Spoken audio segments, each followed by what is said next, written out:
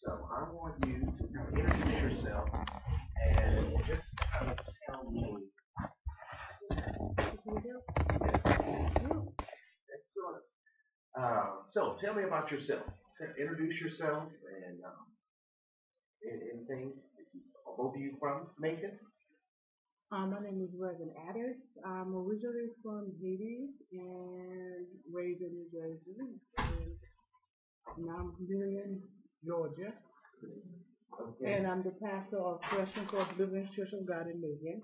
What's the name of it? Threshing Floor Deliverance Church of God in Macon. And we started the ministry. I started the ministry back in 2008 when I moved here because I could not find a Haitian church to go to. So the service are done in Creole French and also in English. So we just purchased a we purchased a property back in December of last year, and hopefully we try to see by November 15th we could move into it and start our first week of service is gonna be around November 15th. Also, on November 15th, we having the Dave Ramsey program Yes. in there too at the same time, around 6 o'clock in the afternoon, 6:45 in the afternoon. We're gonna start. We having back November 15th to start the community to know that we in the neighborhood. And so we're doing that, and hopefully, I pray that God will bless us. Pray that God will Excellent. bless us. Beautiful. Awesome. The ministry, how's it going? Going well? It's going okay. It's slow, and the a lot of because my ministry was mostly concentrating on having people from with the French Haitian background. Yes. So, and the problem I have now is because most of my members that was in our church moved back. I moved back out of state because when they move here, they can't find jobs, so they move back. So now when we evaluating, I say, okay, English program too. So not only the French speaking service, but the English speaking service to incorporate that into our ministry. So Awesome. Okay, my name is Jacqueline Hudson. I'm from Dublin, Georgia. Georgia is more from Dublin. Now, how Which far? is about 51 miles on the outskirts of Macon. And by profession, I'm a registered nurse. And I attend, and I'm a missionary at Church of God by Faith, which is Lutheran Bible Ministry out of Dublin. And I've been affiliated with that church since 1986. Very good. Very good. Well, awesome. Well,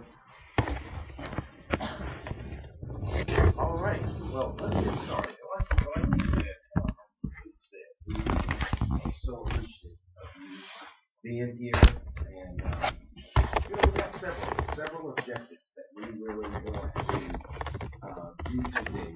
But if you go to page two, I want to just kind of give you some upcoming events that we're having. How many of you are familiar with Dr. Miles Monroe? We've got some books on him. Excellent, excellent. So he is coming. He is coming to our ministry this coming Wednesday. We are having a Kingdom Summit 2012 with Dr. Miles Monroe. You can look at this one here. The flyer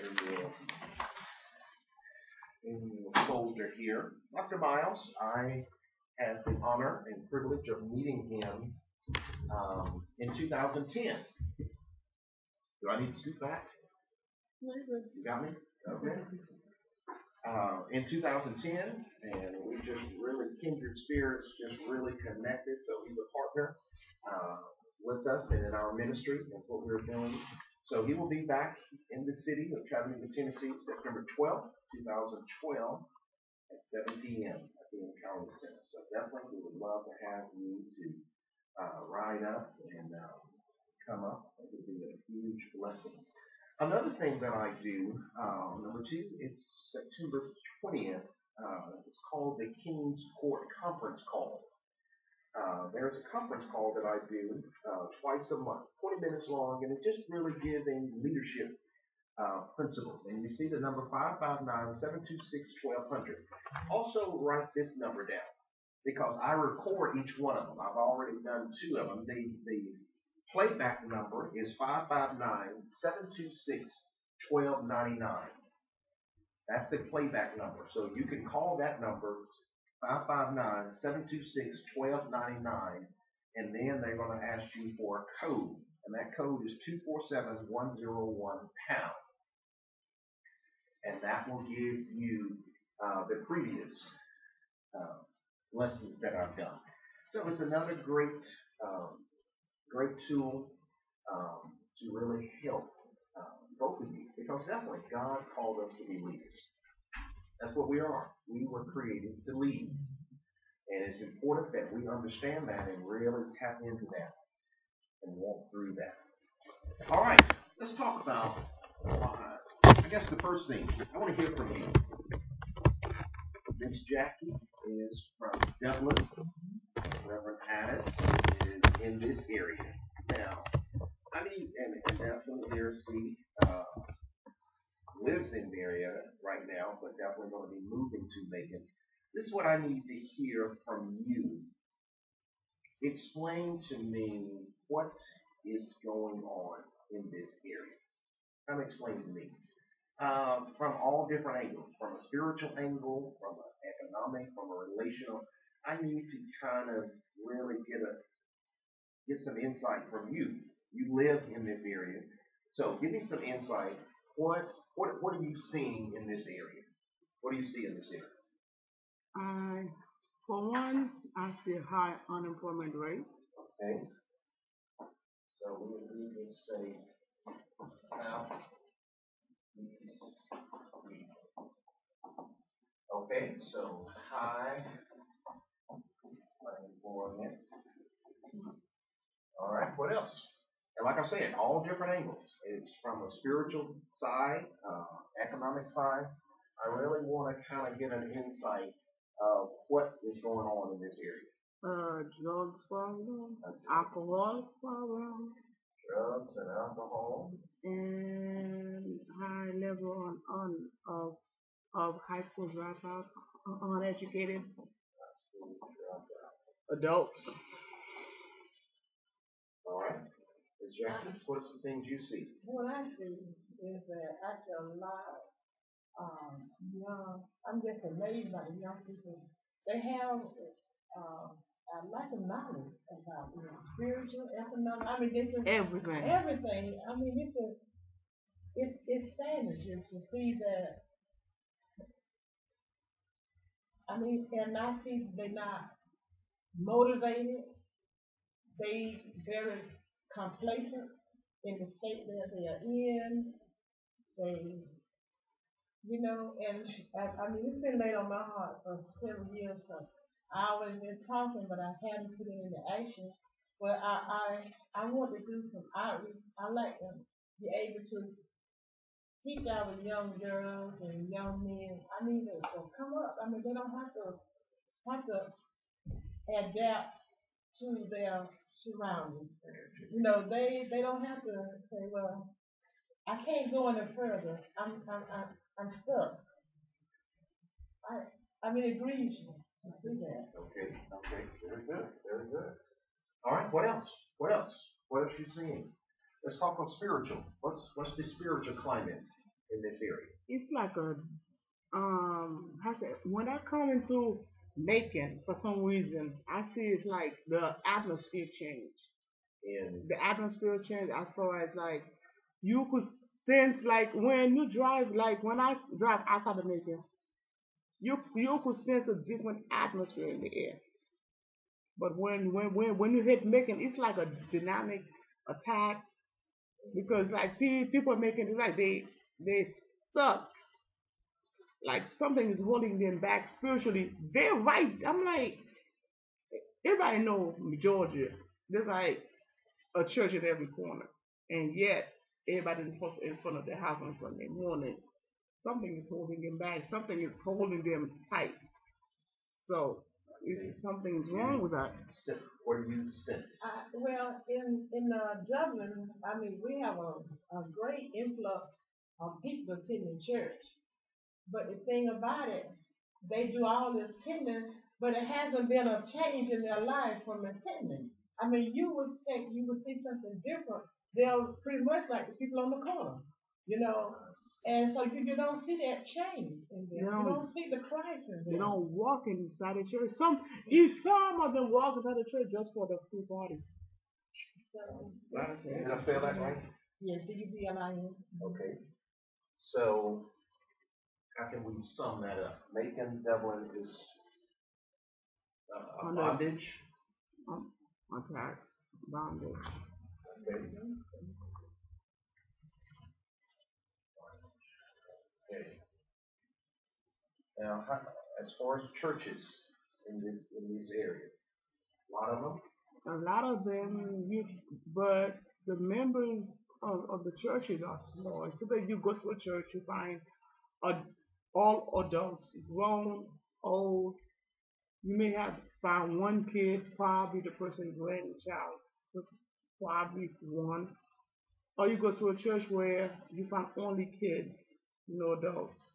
Maybe one or two adults, but mostly kids.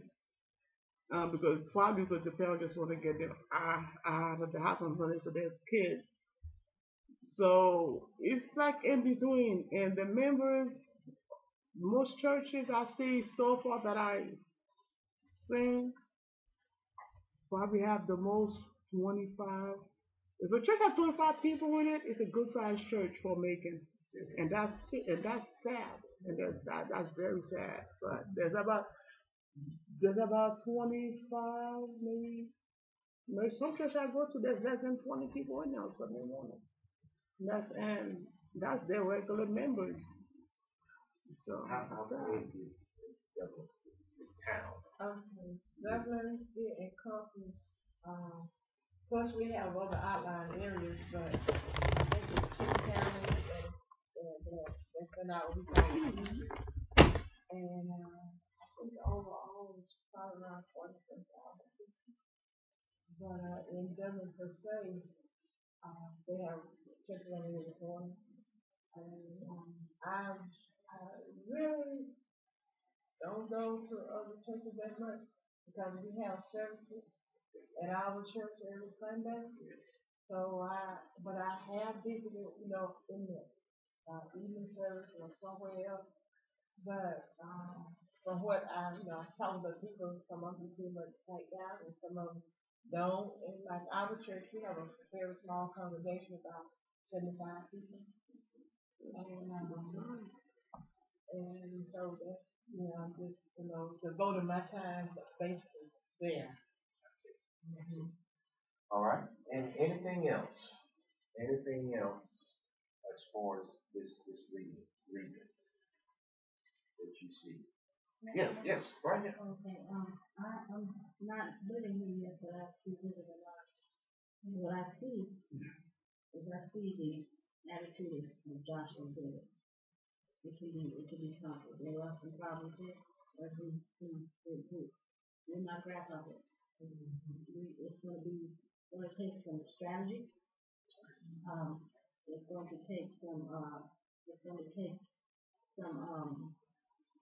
coming together in serious strategic prayer and assessments, because what I'm hearing is common to different areas that I'm familiar with. But I believe that God is putting together a remnant, and that's going to teach us first about our identity.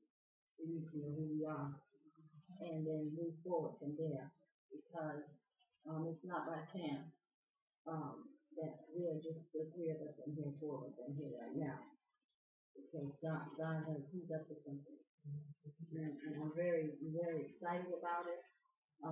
Not discouraged. I've met some people, and what I see too is greed. There's a lot of greed, there's a greedy spirit here, very greedy. And it chokes the people.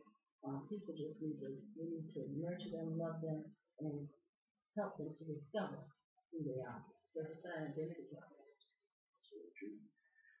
So, now, when you see this, is everything,